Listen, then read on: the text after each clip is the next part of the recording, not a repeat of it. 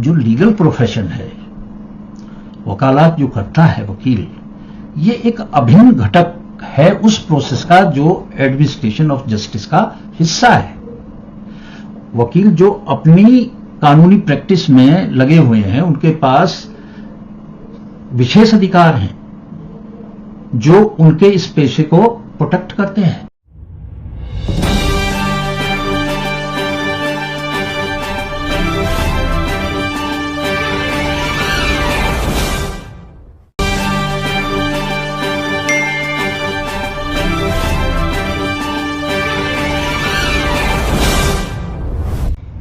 दोस्तों नमस्कार। आज मैं फिर आपके सामने हाजिर हुआ हूं और काफी असमंजस के बाद मैंने निर्णय लिया कि इस विषय के ऊपर जरूर बात करनी चाहिए। यह विषय है कि क्या जो जांच एजेंसी है, चाहे वो पुलिस है, चाहे ईडी है, चाहे एनआईए है, सीबीआई है, वो किसी वकील को सम्मन कर सकती है। तो इसमें एक ये विशेष केस है जो सुप्रीम कोर्ट में जिसकी सुनवाई हुई, और इसमें जो है क्या निर्णय लिया, क्या बातें हुई, उसकी हम बात करेंगे। तो दोस्तों, ये है पिटीशन अश्विनी कुमार गोविंदा भाई प्रजापति पिटिशनर है versus state of Gujarat and others. और ये जो हाई कोर्ट ने गुजरात के ने एक ऑर्डर पास किया SCRA नंबर 5349/2025, उसके अगेंस्ट पिटिशनर ने SLP डाली जो है सुप्रीम कोर्ट में, और उसकी सुनवाई हुई 25/6 को, जिसमें जज थे हमारे honourable mister justice KV Viswanathan और honourable mister justice Nongmeikapam Kotiswar Singh. और इसमें जो है मैन जो सवाल जिसके ऊपर बात की गई वो थी कि किन परिस्थितियों में जांच एजेंसियां किसी दिए गए मामले में, किसी मामले में किसी पक्ष के वकील को पूछताछ के लिए क्या सीधा सम्मन कर सकती हैं।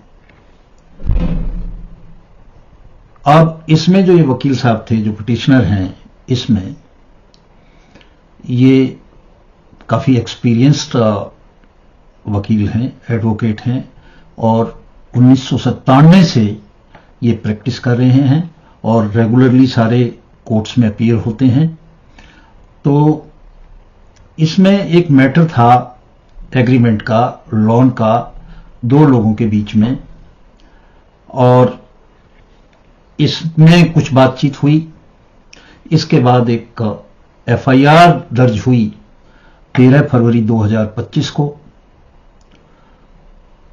ओधव पुलिस स्टेशन है अहमदाबाद गुजरात में, उसमें, और इसमें BNS की धारा 296B, 351(3), 4042A(D) वगैरह वगैरह में जो है, और मनी लॉन्ड्रिंग की भी इसमें सेक्शन थी, SC/ST का भी था, एक FIR दर्ज हुई। इसमें पंचाल प्रिंस कुमार भवानी शंकर को गिरफ्तार किया 25 फरवरी 2025 को। तो इन्होंने अपने वकील किए, और वकील साहब ने जो पिटिशनर हैं उन्होंने रेगुलर बेल की एप्लीकेशन दायर की सेशन कोर्ट अहमदाबाद में। कोर्ट ने उसमें सुनवाई की और रेगुलर बेल उनके मुवक्किल को, उनके क्लाइंट को दे दी। अब ये देने के बाद में हुआ ये कि एक असिस्टेंट कमिश्नर पुलिस थे, ACP, उन्होंने अहमदाबाद सिटी के, उन्होंने जो है एक सम्मन भेजा वकील साहब को और कहा कि भाई ये मुकदमा मेरे पास है और ये सम्मन उन्होंने 179 BNSS के तहत भेजा, भारतीय नागरिक सुरक्षा संहिता, जो पहले क्रिमिनल प्रोसीजर कोड होता है। इस 179 में पुलिस ऑफिसर को अधिकार है कि उस केस की बाबत अगर कोई कुछ जानता है तो वो उसको सम्मन करके बुला सकता है।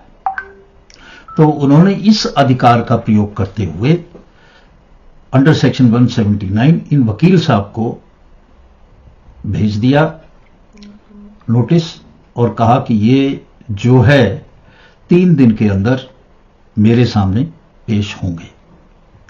वकील साहब ने कह दिया मैं पेश नहीं होऊंगा। तो इस पे मामला आगे हुआ।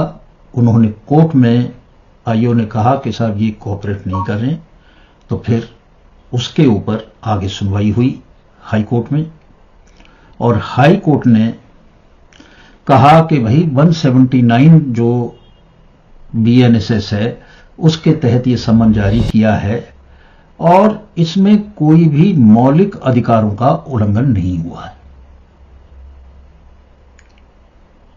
याचिकाकर्ता ने, वकील साहब ने कहा था कि इसमें मौलिक अधिकारों का मेरा उल्लंघन हुआ है।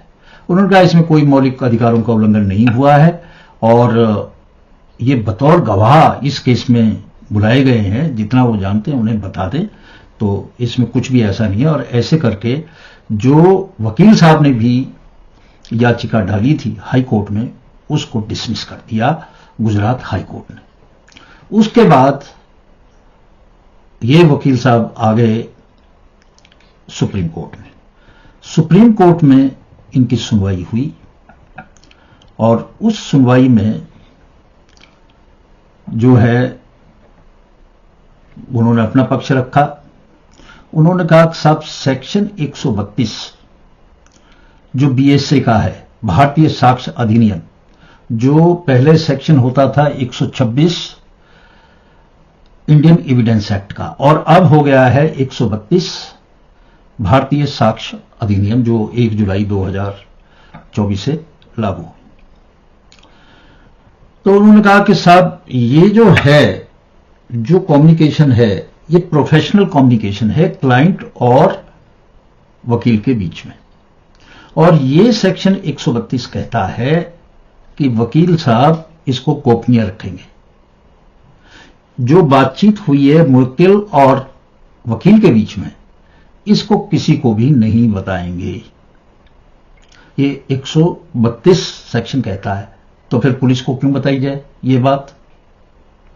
ये तो 132 में उसको प्रोटेक्शन है इस तरह की कम्युनिकेशन का।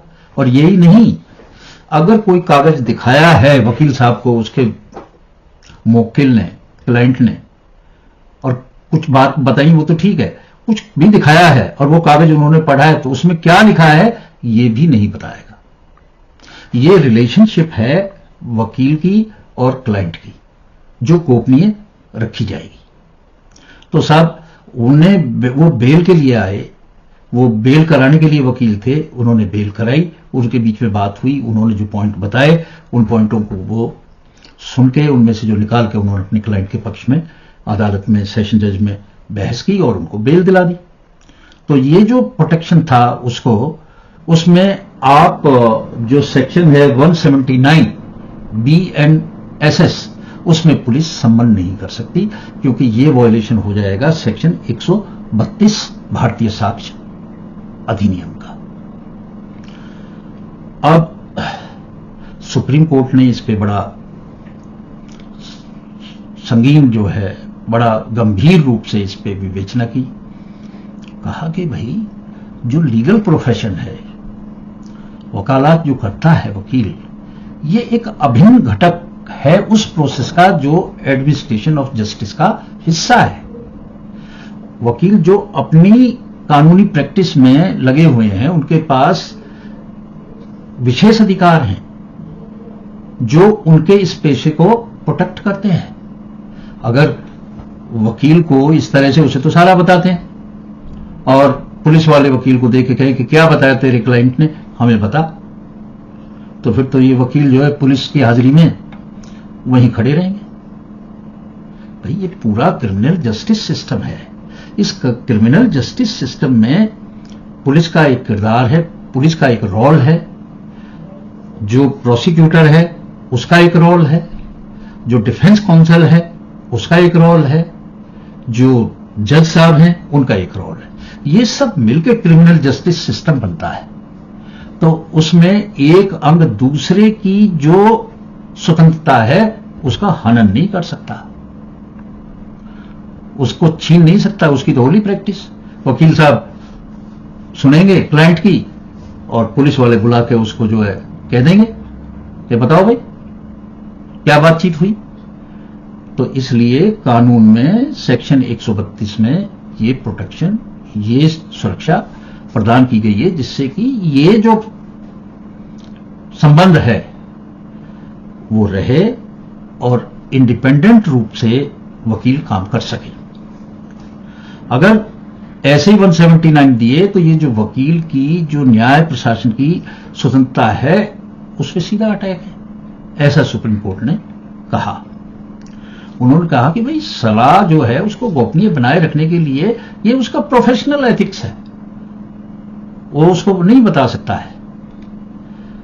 तो न्यायमूर्ति केवी विश्वनाथन और न्यायमूर्ति एन कोटेश्वर सिंह की जो पीठ है उसने व्यापक विचार के लिए उसने कहा कि ये इशू छोटा नहीं है, इसमें और भी कई जगह संबंध दिए गए हैं। एक पीछे केस हुआ था, उसमें 2 सीनियर एडवोकेट्स थे, उनको भी ईडी ने सम्मन जारी किया था, अरविंद पी दातार साहब और प्रताप वेणुगोपाल साहब। तो उस मामले को जब सारी जो बार एसोसिएशन है उन्होंने उठाया और इतना सारा हंगामा हुआ, तो उसमें ये हुआ कि फिर जो है ईडी ने 20 तारीख को 20/6/2025 को एक सर्कुलर कर दिया और कहा कि भाई ईडी जो है, ईडी के जो आईओ है वो पुलिस जो पुलिस जैसे कार्य करते हैं पुलिस ही है, आईओ है, वो जो है एडवोकेट्स को कॉल सम्मन नहीं करेंगे। और अगर ऐसी स्थिति है जो 132 के अलावा है बनती है, यानी कि जो वकील है उसने उसका जो प्रोफेशनल रिलेशन है क्लाइंट से, कि उसने पूछा क्या हुआ, क्या क्या तथ्य हैं, वो सब लिखा और लिख के अपनी तैयारी की और कोर्ट में पेश की। उसके अलावा मान लिया जाए उस क्राइम में वकील साहब ही शामिल हो गए और मिलकर कोई क्राइम करा रहे हैं, वो एक्सेप्शनल, उस केस में 132 का प्रोटेक्शन नहीं मिलेगा। तो उस केस में भी अगर वकील शामिल है और सम्मन करना है तो ईडी के डायरेक्टर से आईओ को परमिशन लेनी पड़ेगी। ये सर्कुलर जारी हुआ है उस घटना के बाद, और ये उसके बाद का अब जो मैं बता रहा हूं आपको सुप्रीम कोर्ट में। तो इसमें 2 मेन मुद्दे जो है वो 2 क्वेश्चन फ्रेम किए सुप्रीम कोर्ट ने, जिसके ऊपर आगे डिस्कशन होना है कि जब कोई व्यक्ति किसी मामले में एक वकील के रूप में जुड़ा होता है और वो अपने क्लाइंट को सलाह देता है, तो क्या जांच एजेंसियां जांच एजेंसियां जो पुलिस की हैं वो वकील को पूछताछ के लिए सीधा बुला सकती हैं? ये सवाल नंबर 1। सवाल नंबर 2, यदि उसकी भूमिका एक वकील के रूप में नहीं है, बल्कि उससे कुछ और है, वो साजी है उसमें, तो क्या उस केस में जांच एजेंसियां बुला सकती हैं? तो मेरे हिसाब से ये दोनों जो चीजें कही गई हैं, इसमें पहले में अगर हम कहें तो नहीं बुला सकती अगर वो वकील के रूप में काम कर रहे हैं, और नंबर 2 अगर वो उससे आगे हैं और वो भी उसमें शामिल हैं तो फिर बुला सकती हैं 179 में। पर ये 2 सवाल उन्होंने फ्रेम किए। उन्होंने कहा कि भाई इसके ऊपर जो है एक अच्छा डिस्कशन होना चाहिए और एक आइंदा के लिए ऐसा रोल, ऐसा निर्णय होना चाहिए कि जिससे कि इस तरह की जो बातें अब हो रही हैं वो ना हो। और उसके लिए उन्होंने कहा कि भैया इसके महत्व को देखते हुए अदालत की हेल्प के लिए भारत के अटॉर्नी जनरल आर वेंकट रमनी साहब, भारत के सॉलिसिटर जनरल तुषार मेहता साहब, बार काउंसिल ऑफ इंडिया के अध्यक्ष मनन कुमार मिश्रा जी और सुप्रीम कोर्ट बार एसोसिएशन के अध्यक्ष विकास सिंह, और जो एक एसोसिएशन है एओआर की, उसके अध्यक्ष विपिन नैयर, उनसे कहा कि आप इस मामले में कोर्ट की सहायता करें और ये मामला छोटा नहीं है, इसकी सुनवाई मुख्य न्यायाधीश करें और ये सब सहयोग करके एक इस तरह की व्यवस्था दें जिससे कि इस तरह की चीजें ना हो। तो वकीलों के प्रोफेशन की स्वतंत्रता के लिए ये जरूरी है कि इस तरह के नोटिस ना आए, और वो अपना फर्ज निभा रहा है, उसको मजबूर ना किया जाए। क्या बातचीत हुई उसके और क्लाइंट के बीच में, वो क्यों बताए? वो तो अपने कॉन्फिडेंस से बता रहा है। अगर ऐसे बताने लगे तो हो गया काम फिर तो वकील भी कोर्ट का ऑफिसर होता है और वो उस पूरी व्यवस्था का एक महत्वपूर्ण अंग है। उसको दूसरी कोई संस्था उसके इस विशेष अधिकार को, उसकी इस स्वतंत्रता को छीन नहीं सकती। आज इन्हीं शब्दों के साथ मैं आपसे विदा लेता हूं। नमस्कार।